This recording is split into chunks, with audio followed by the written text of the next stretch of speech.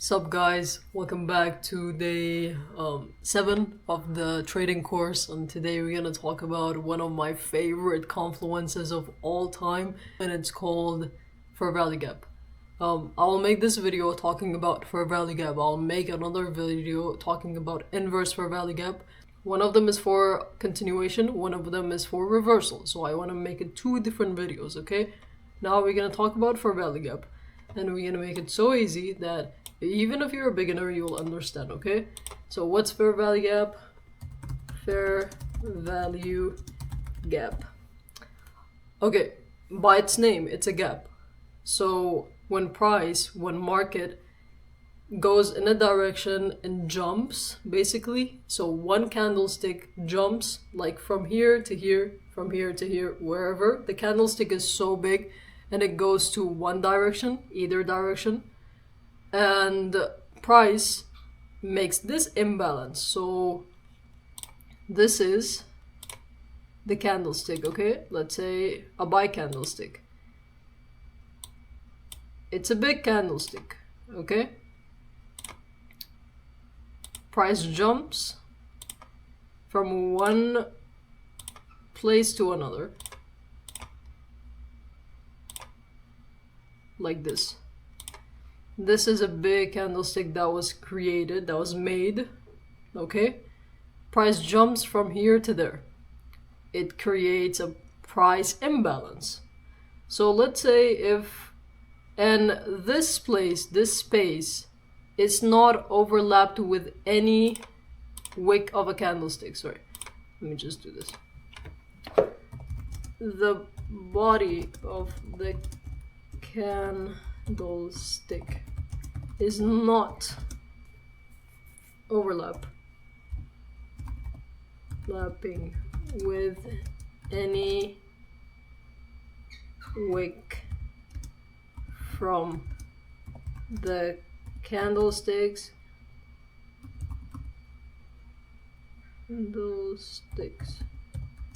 next to it.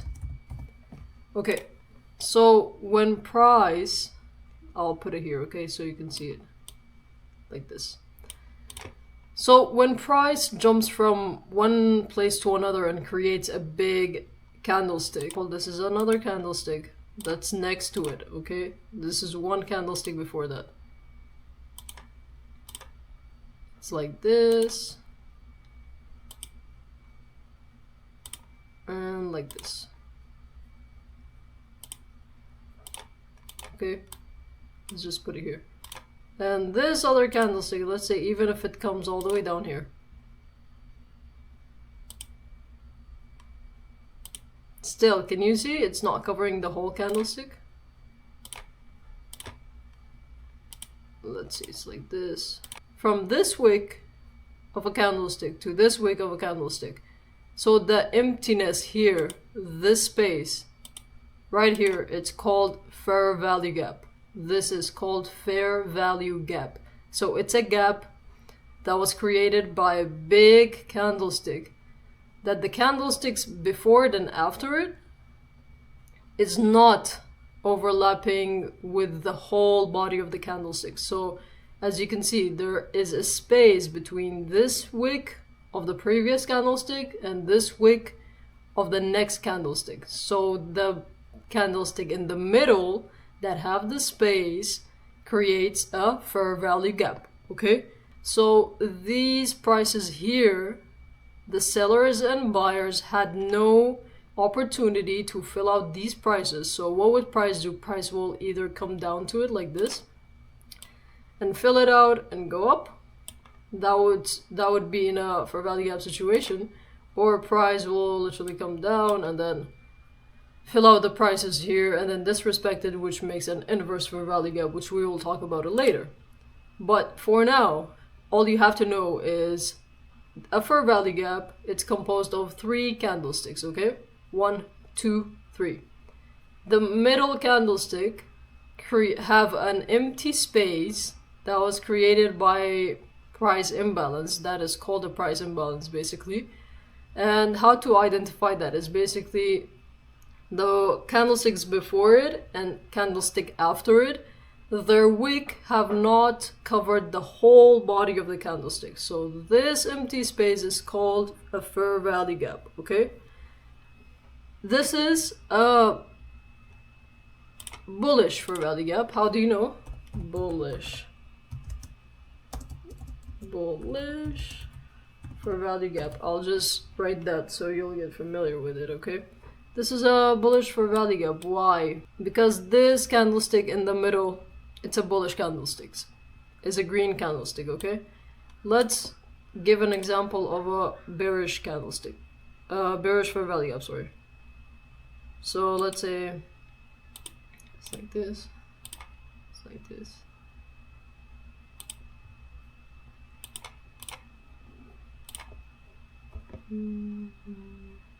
It's like this. Bearish fair value gap. Why? Because this candlestick in the middle, it's bearish. It's red, okay? Or in your cases, whatever. What did price do? Price came here and then jumped all the way here and created a price imbalance, which did not let any buyer or seller fill out any prices, any orders here, okay? So what did price do?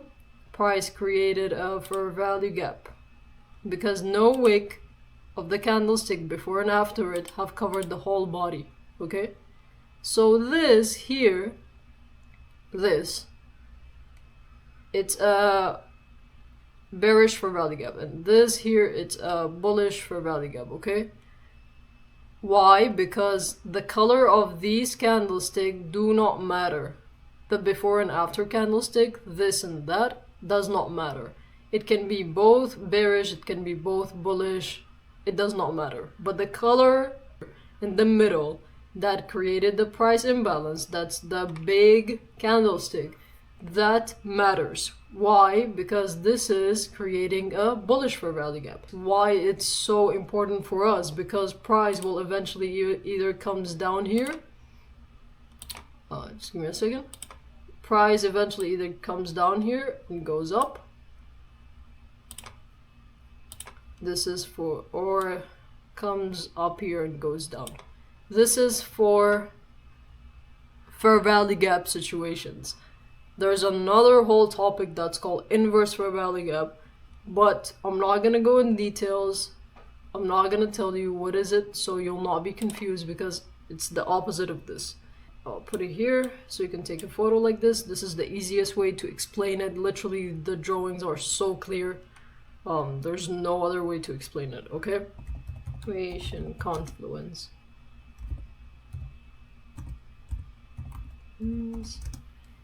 Fair value gap, it's a continuation confluence.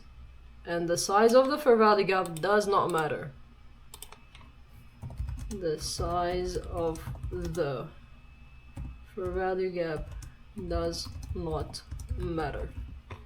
Because even if the size is small or big, the price still have created an imbalance. That price have to go back there and then fill out some orders and then come back down or go up in the 5-minute time frame.